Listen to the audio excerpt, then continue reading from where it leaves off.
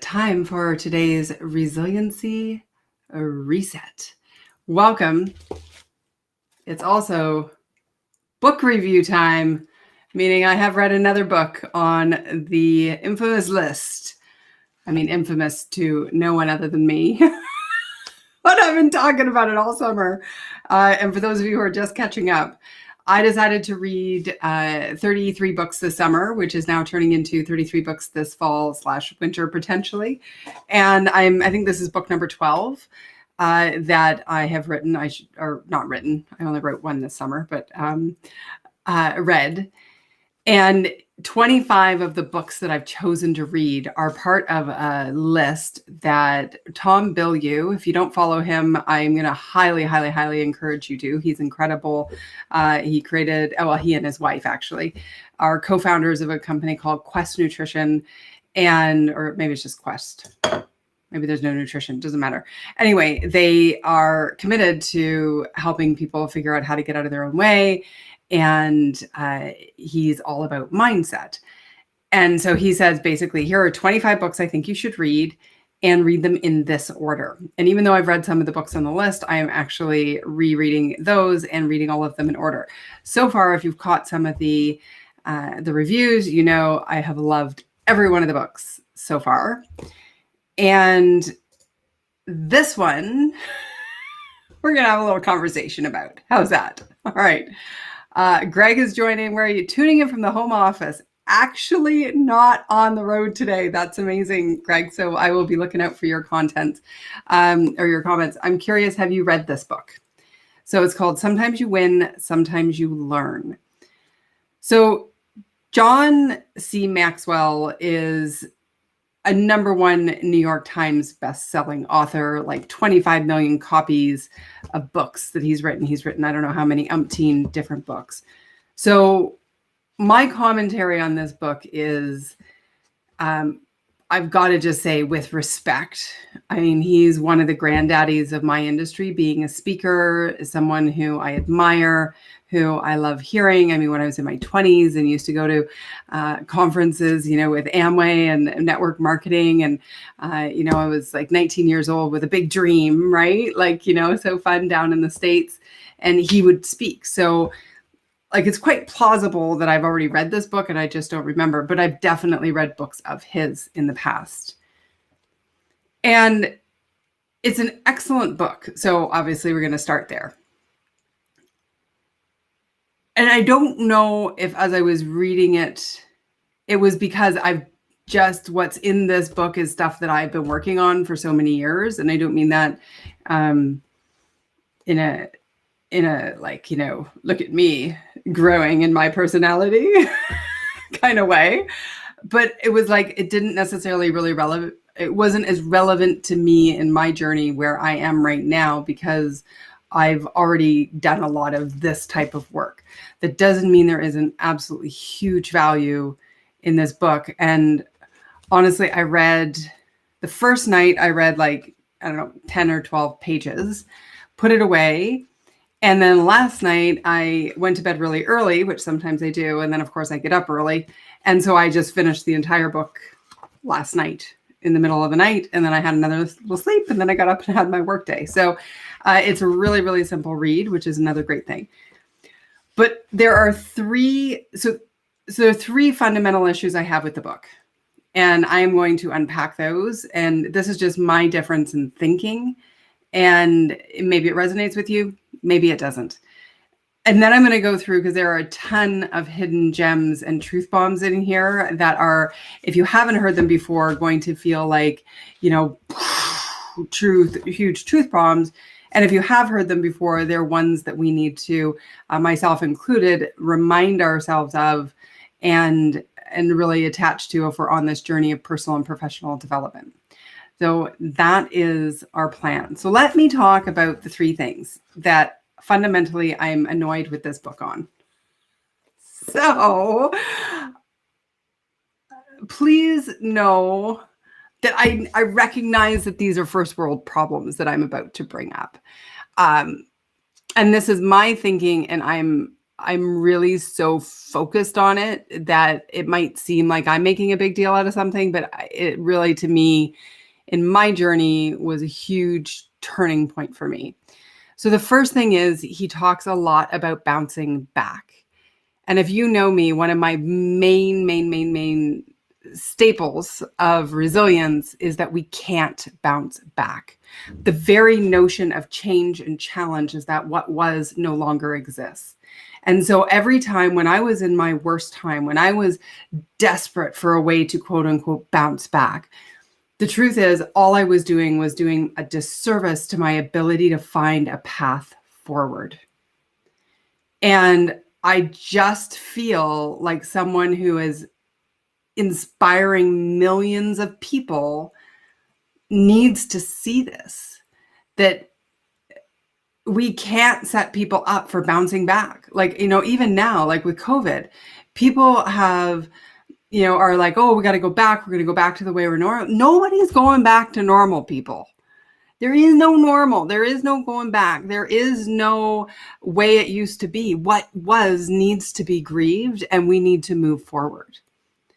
And so I get really frustrated because I love to play with words about how that was. And the reason this worked is like so passionate for me is because I know that there was a turning point in my healing journey when I had my surgeries, when I had was in the thick of my neuropathic pain, when I was in and out of the hospital, trying to run my business, collapsing the second I got off stage and went into the car, like literally collapsing for days, right after I would speak for a client.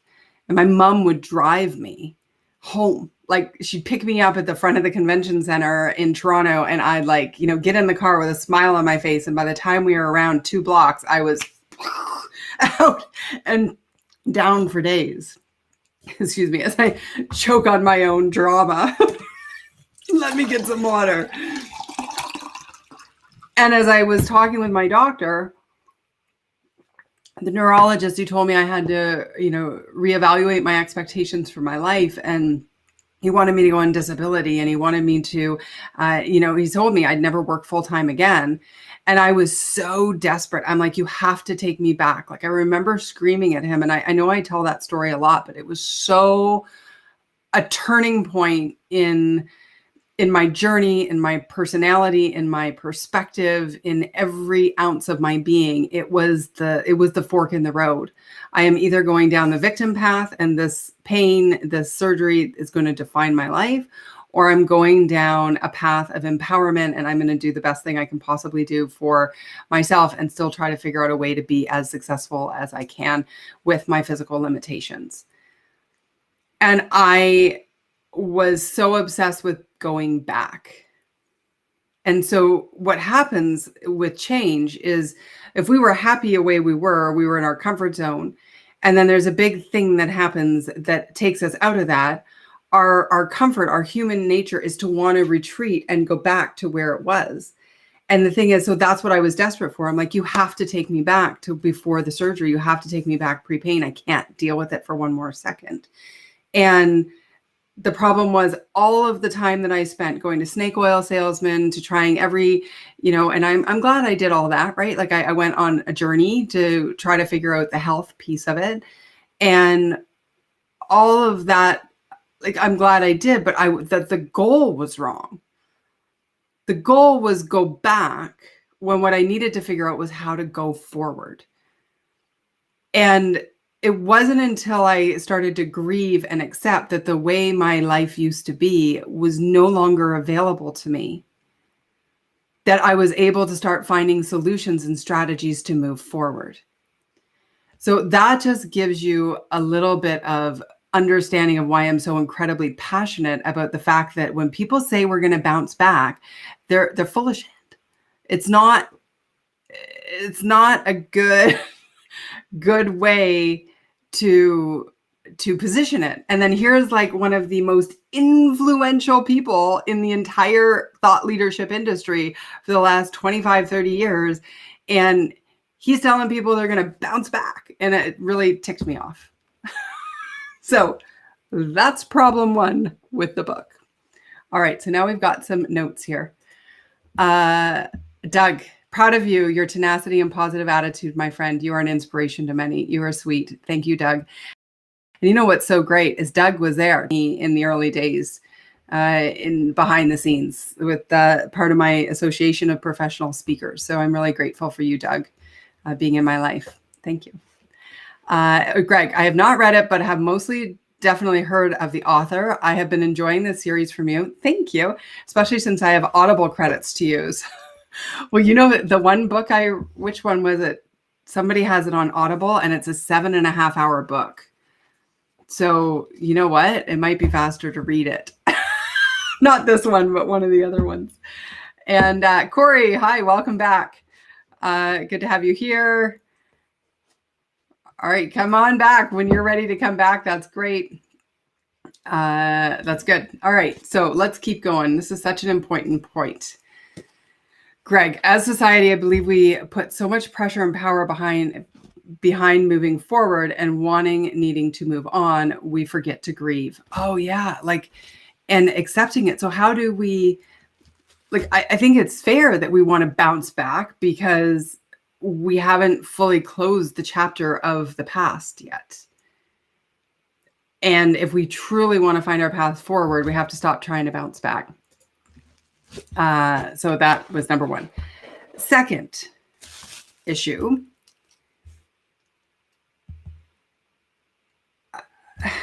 Okay, well, let's go to this one. He very much treats all types of challenges with the same thinking and the same brush. So again, I have my own philosophies. This is what I teach, right? I've got my book. I'm reading all their books, but I've got mine and others. And if you're familiar with my program, if you've had me your company has had me in to speak, or you've watched any of my videos, or you've read my book, you know this. I have a frustration with the fact that society calls everything stress. So we bucket all of the challenges, all the things that we're dealing with under the word stress. And what I really believe to be true is that all of the things that are happening around us exist in 3 different categories. And this is pivotal because not every challenge requires the same tool to get through. And so we have tasks, we have obstacles, and we have adversities. And he uses the word adversities in here like it is candy. And the truth is, adversity is a catastrophic external force that will forever change the way you know your life to be. It is a cancer diagnosis. It is a COVID. It is your business shuts down, although sometimes that's a blessing for some because then you can create a different business.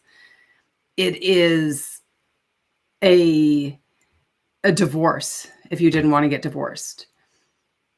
But he treats obstacles like adversities. And what I want people to do, and I've been, working with some of my clients on this lately with my coaching clients, and they're seeing and feeling the freedom in their life when they go, this is just a task. I used to treat this like it was an adversity, right? Or this is just an obstacle. I just got to find the solution to get through it. And I used to treat this like an adversity. And so again, now I know that framework is something that I designed. I have had psychologists create it, review it, and they're like, that's amazing. I've had business professors review it and they're like, that's amazing. So I'm really proud. I want to get that out into the world because I think it's an exceptionally empowering approach to dealing with your stresses. So what's this task, obstacle, adversity? It feeds into control, what we do with them, tasks we do, obstacles we solve, adversities we have to heal.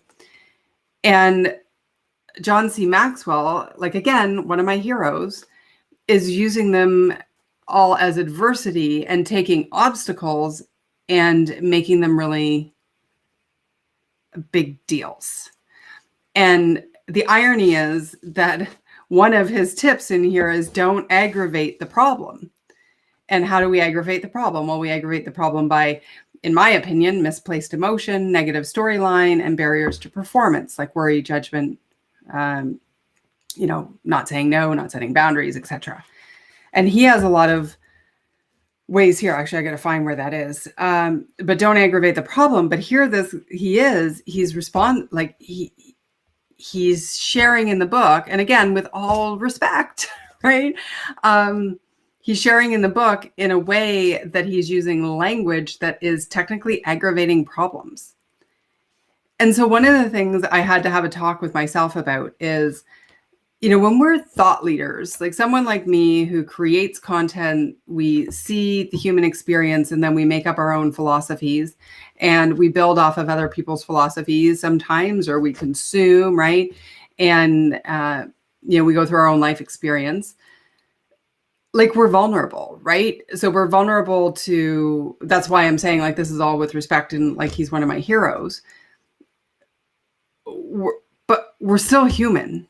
Right. And that's why I am always like, hey, guys, look at me procrastinating today. Ha ha ha. Here are the tips and the tools of my own making that I have used to overcome that. Because I believe like the human experience is the human experience. And so part of it is like I'm reading some of these stories from Mr. Maxwell and saying, he's just a human being and he's being vulnerable about these topics or these stories. But then on the other hand of me, I'm like, I'm disappointed because I'm like, you're John C. Maxwell and that upset you? Like, really? Oh God, I can't believe I said that out loud. I guess I was just surprised that some of these things that we see as obstacles or as issues were relevant. But then I had to look at it and go, Allison, like, I think you're being a little bit judgy, and me, I don't believe in judgmental. So we got to ex-nay that. So I was curious about that, but it's like, he's just a human. And yeah, of course we all have these annoying days, but I'm so focused on my work in my life in the only way that I was able to leave room left over to heal with my body that has all, the pain and the different things that I'm going through in the background. The only way I have the ability to get all my work done and still have an afternoon nap and manage the health and still, show up and be happy and feeling very contented is because I'm on don't sweat the small stuff on steroids. And so I think that was the thing in the book, as I felt like some of the examples were kind of sweating the small stuff when I really want John C. Maxwell to be not involved in small stuff. Here we go. Okay. Those are my 3 issues with the book, but it's only because I have philosophies that are different than what he has or has shown up in this thing. Okay. So let me just see here on the comments. A big impact I've found using your framework is that it provides clarity to get things done when needed and lets me off the hook and better understand with kindness when I struggle and why. And see, like me, that is so beautiful. So beautiful, Greg, because, we beat ourselves up, and I don't want people living in that level of life. That's all. Oh yeah. And Corey and Doug are having a conversation on Facebook, so I'll let them do that. All right. Let's keep going. All right. Oh, hi, Cayman. Oh, I did it. I went on YouTube to get it exactly right, and now I'm doubting myself.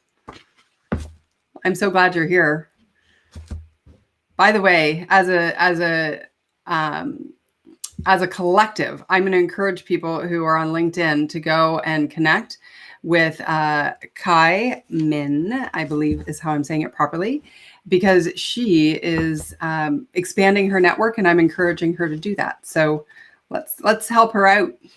Let's do that. Let's create a community around here. Okay, so now let's go into the gems in this book, because there are so many. Good. Okay, good. Awesome. Thank you. Corey made some comments, but I don't think they are meant for me. I'm not sure, Doug. I'll have to read those after to find out. Okay. Now, the premise of the book is excellent. And, sometimes we win, sometimes we learn. And a lot of this theme with this reading material that has been recommended for mindset is about growth mindset, being okay with loss, pushing ourselves further and further. Like, it's really important. And he writes here, too often losing goes to our heads. It defeats us, and we have trouble coming up with solutions to our challenges. Totally agree with that. See, there's a lot to agree with in this book. It's full of gems. Just those 3 things I was a little bent out of shape about. As the losses build up, they become more of a burden. We regret the losses of yesterday. We fear the losses of tomorrow. Regret zaps our energy. We can't build on regret. Fear of the future distracts us and fills us with apprehension. Failure is far more common than success. Poverty is more prevalent than wealth, and disappointment more normal than arrival. And so, it's interesting because I don't think we normalize as a society the failures as much as we experience the failures. And, that to me, I think was a really important message in this book. He quoted printer William A. Ward. I don't know who William A. Ward is, but he made it to the book.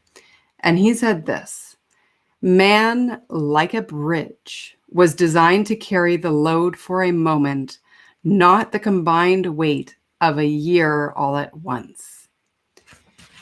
And when we look at that quote, which is absolutely brilliant, and you think the way I look at it is this: if you've ever read my stuff on how a bad day becomes a bad day and doesn't need to be a bad day, and normally what happens is we have a whole bunch of little independent mishaps that we snowball, and then it creates this annoying bad day, right? So we spill coffee on our shirt, we are late for work, there's a fight in the house with the kids, you forget your report, you hit traffic, Tim Hortons is slow in the line. Like, it's just all these little itty bitty things that in actual fact are not related, but because we aren't necessarily emotionally disciplined or practicing full self-awareness, what can happen to people is it becomes this huge snowball of all of these things. And then we get to the office and we go, oh my God, I'm having the worst day.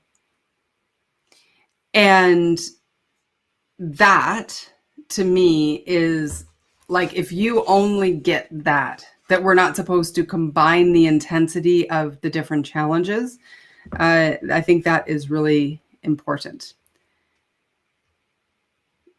Okay. When we are insecure, we doubt ourselves. Of course, there are lots of really great, I highlighted all over the place. Each time you judge yourself, you break your own heart.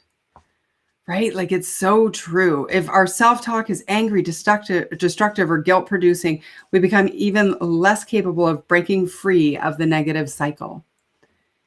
It's so true. How many times on this resilience reset have we talked about what is your internal voice saying? What are you saying to yourself? Like, you are your own companion for your entire life. You're your best friend. Like, the fact is that most people spend the majority of their life beating themselves up from the inside out, and then the universe tends to play along, right? Like, if we beat ourselves up enough, we'll attract enough stuff out there to make our lives harder. Win and forget, lose and forget. Another quote. This is Jerry Stackhouse, NBA. He had a lot of sports stories in it. I'm not as big into the sports analogies, but some really cool stories. The only real misfortune, he observed, the only real tragedy comes when we suffer without learning a lesson. And that's the whole essence of the book, right? Talks about humility. Humility does not mean that you think less of yourself. It means you think of yourself less. So it's interesting because he had some skill testing questions about, like, are you really humble? I don't think I'm very humble. I think I've worked so damn hard to get confidence because I used to have so little and used to hate myself so much that now I'm like I shouldn't say that. Like I'm very, like, I know my strengths and I absolutely am fully self-aware of many of my weaknesses. And I show up with a servant's heart to help people as best as I can in whatever way I can. So I guess that isn't saying I'm not humble, but, I also am in learning mode. So anyway, I just put a couple question marks there. So you can see, like, it was a lot of good stuff. And then he admits for himself, right? Like, as I was saying before, as the authors, we're vulnerable. We often, they say your mess is your message. So the things you've had to overcome is often what people like me in my industry end up teaching. And so, he says, this has been true for me. In many ways, I've fallen short of what I would have liked to do and be, which is interesting because he's living the life that so many people in my industry would like to have, right? Like, he's like the granddaddy of it all. Life is, so he has three realities of life. Life is difficult. Life is difficult for everyone, ourselves included. And then the third one is life is more difficult for some than others. So we know that to be true. And, I'm thinking about that a lot lately. By the way, this might be a long reset just because I was chatting about it. There's a lot of awful things going on in the world. You know this, just turn on the news. And those of us who are living in a blessed way, meaning we still have some income, we have access to a safe environment to show up on the Resilience Reset every day. We are not fighting for our lives in a war zone. And, some people would feel guilty about that, perhaps. Like, I'm sitting here and I'm watching Allison on a Resilience Reset being irritated about the language choices of one of the biggest authors in the world. But you know what? I think that if we have the privilege of the blessing, then we need to honor that. And we need to show up as positively and as authentically and as beautifully as we possibly can each and every day, and not squander the blessing, because there are people in the world right now who would desperately give what we have right now just by very matter of fact of being here. Right. And choosing to show up. And like, I don't know, that's maybe heavy, but life is hard, and we all, and your challenges, I was working with someone and she's really, struggling with being home with the kids and the husband and, job changes and, all of these different things. And she's like, I feel so guilty even complaining that these are problems. And I'm like, yeah, but your problems are just as valid as someone else's. The thing is that your problems are probably easier for us to solve than somebody else's. So let's get to it, and don't squander the opportunity that there's a way to solve your problems and to find a happier way to show up and to find a way to step into your full potential and your beauty. Like, it's, pretty cool. Yeah. Anyway, I was reflecting on that last night as I read this book. Where are some other little gems here? Oh, he talks about taking responsibility, which is great. And then I was reminded of the book Extreme Ownership and Can't Hurt Me. And both of those, were two of my summer reads. And those were very much about having that ownership and how incredibly important it is. So a nice little thing. It's interesting because a lot of these books, we're all saying the same thing in a different way. And then the hope is that the hope is that if enough people say the same kind of thing in a different way, that one of the ways is going to resonate with you. And then you can say it to somebody else, and so on and so on and so on, that we can all create this tree of opportunity to serve and help each other. It was a cute story. I think I'd heard this one before. Maybe when he wrote when he spoke when I was younger, John Holiday had spelt height incorrectly. And because he wouldn't ever be wrong, he's like, oh, well, then that's how it should be spelled. I don't know. Anyway, so the paper in Indianapolis News spelled height wrong for the better part of many decades. I thought that was funny. Improving yourself is the first step to improving everything else. Yeah, like, and that's why I think it's so important. Like, for those of you who show up every day, like, I'm just going to like celebrate you. And even if you come like some days or any day at all, because like our investing in our personal growth is so incredibly important. And I know this is not investing in terms of it doesn't cost anything because I don't charge for these, but it is investing in your time, which is even more precious and valuable. So thank you for that, letting me be a part of it. Oh, this was good. Okay. Everyone is looking for a quick fix, but what they really need is fitness. People who look for fixes stop doing what is right when the pressure is relieved. People who pursue fitness do what they should no matter what. And this is something that I've had to work on too, because I'm great in a pressure situation, right? Like when I need to step up, I can step up. But when the pressure's off, I can like take my foot off the gas. Oh yeah, no, I've got enough business now. It's all right. And then I stop doing the sales. And then you end up with this big roller coaster, right? So I've really worked hard on that over the years to try to overcome it. Not perfect by any means. This one I starred. I got to the top the hard way, fighting my own laziness and ignorance every step of the way. Now, I think he's actually quoting somebody else with this because he quotes quite a few people. Carl Sandburg is who he's quoting in this. But isn't that funny? And like so often we'll judge ourselves like, oh, I'm so lazy, or, oh, I need a break. And the truth of the matter is that's human nature. That's, the whole concept is that we have this comfort zone. And like the problem with comfort zones is they're comfortable. And so why would we want to go out of comfort? That's where we have to have the personal development, the professional development to grow, to be willing to push ourselves to get out of that comfort zone so that we can get to the next level. And, doing that it's like you have to own up to our own laziness.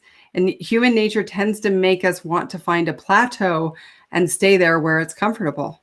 That's where it keeps going. So I love that. I thought that was really good. Having a growth mindset. What did I learn today? How did I grow today? What will I do differently? Like, I don't know about you. Are you asking yourself those questions every day? I'm not. I guess maybe I am, but not really. Not formally. I've got some comments over here from Corey. Corey, you're such a fast writer. I can't get these great big ones up, but I read them after the show. So I'm grateful for that. Mess is your message. Yes. And then good. I'm glad you figured out the confusion with the comments. All good. All good. All right. So I still think the book is worth it. And okay, look at this is how I make little notes. It's a very important book. Do you see the word little hope with my exclamations and my happy face? Hope is a beautiful thing. I agree. And this is in one of his old books he copied some stuff that was incredible, like all the things hope does for us. And I remember I did Brant Menswear, although I always say to him, how do I actually say your last name? He goes, nobody knows. And then he never tells me, but Menswear, I think. And he's a buddy of mine. He wrote a book called Black Sheep. And it's a find your flock of your 5 values, core values. And so I went through his whole system, and 2 of my core values are, you're going to be shocked, hope and optimism. And I wouldn't choose between the 2 because they're both non-negotiable. So for me, I always find the silver lining. That's the optimism. And I'm always have hope. Like I just always know things are going to work out. Like that's just who I am. It's at the essence of who I am. I am, when somebody is, concerned about something, I'm like, oh, there's always hope. Like it's just how I show up in the world. And so I absolutely loved this whole piece that he wrote in here about hope and how important it is. Because it's interesting because I very rarely talk about hope. And yet I live it every day. It's just who I am. And thank God, because otherwise I probably would have curled up in a ball years ago and given up, because that's what hope does for us, right? Like if we can always see that little glimmer of hope. And I think when people get really down on themselves, it's because they've lost hope. It really is so critical. Yeah. I wrote, let's just see what this says. I think it's no coincidence that people who suffer with depression often lack energy. How interesting. So here we go. What I was just saying.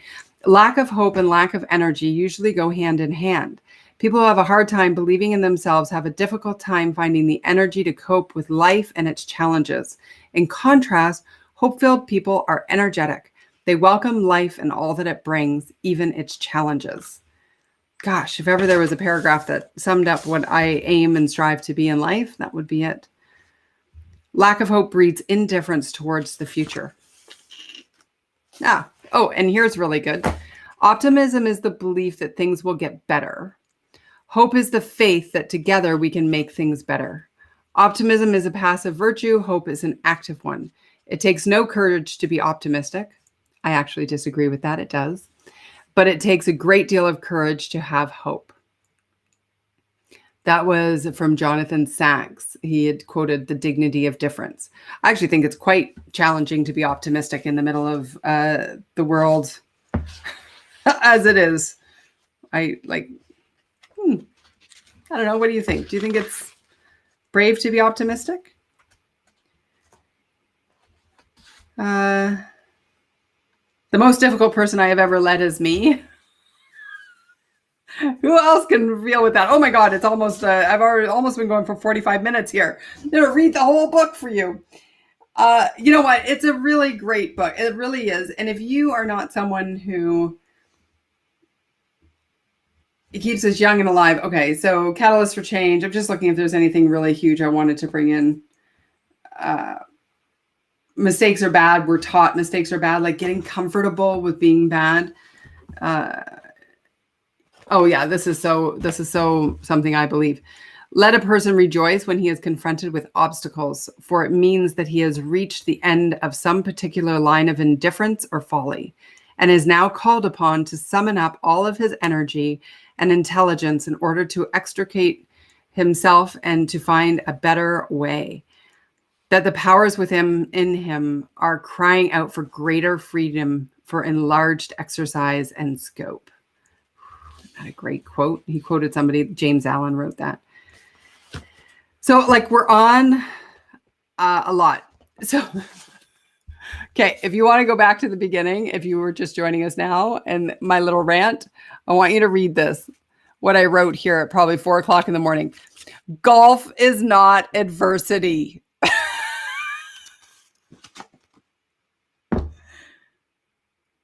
Some golfers bounce back from adversity, and their actions write a great story. No, people.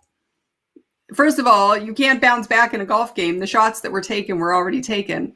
And second of all, golf is not adversity.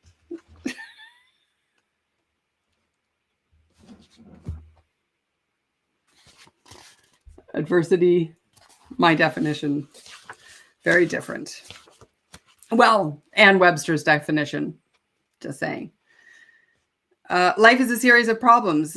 Do we want to moan about them or solve them?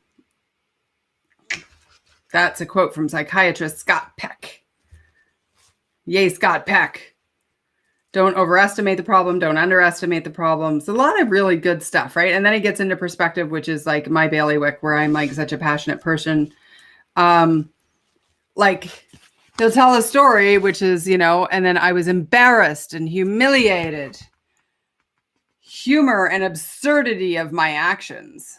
Those are strong words. Like, do we have to use that kind of words to describe our actions? Okay, and then he does say here, like trying to put things in perspective, what happened to me may have been bad, but other people have it far worse off. I'm not giving in. Like, but the thing is that is leading down this trap of comparison and setting an example that we need to lessen our perspective of our issues and our challenges because other people are going through worse things, when in actual fact, our reality is our reality, and we need to put them in perspective regardless of what's happening with anybody else. Okay. So yes, absolutely. There are people who have much worse than you, and that doesn't actually change anything about you. That's the part that frustrates me with that concept. God, I hope John Maxwell doesn't see this and think, God, that Alison Graham, she's a bit of a biatch, you know, because I'm not trying to be difficult. Like, I really want you to read the book. I want you to be careful with some of these concepts that are not part of 2021 and 2022, when Alison Graham starts sharing all her messages worldwide, and then people go, oh, I'll never use the phrase bounce back again because I understand the thinking. And why that's making it really hard for me to move on in the middle of a shitstorm. It's the wrong goal. That's what I have to say about that. Anyway, so there are lots of really cool things in here. There are lots more, but I think I've gone on long enough just chit-chatting with myself. Oh, I did like this. I wrote this down. What do I need to change to become the person I want to be? Asking this. Like, see, look, all of these highlights. Open your mind. So, as it is, my book reviews are not just a review of the book, but a little added in insight from Allie G over here. And I think you got a handful today. But I would recommend reading it. I mean, the whole list that I'm reading is excellent. I mean, Tom Bilyeu chose it. I'm just going blind faith, every one of them. I'll read the full. I don't even know what's next on the list. I'll have to look at my big long list and check this one off. And I hope you will consider reading it. And when you've read that, or read mine first, because it will open up some of those concepts. Anyway, hope you loved this today. Went a little long. That's all right. That's the beauty. There is no rhyme or reason or rule. It just is what it is. We just go for the riff and enjoy it. So thank you. Thank you for each of you being here. And until, it's Thursday, which means we're not back till Monday. So I hope you have an incredible, Monday is a long weekend. I'm going to take the weekend off because you know what? Take back your weekends. I'm going to not be here on the live for the holiday Monday. So I will be here on Tuesday, Wednesday, and Thursday of next week. I hope you will join me. Bring your friends. And until next time, may you stress less, do more, and be happier.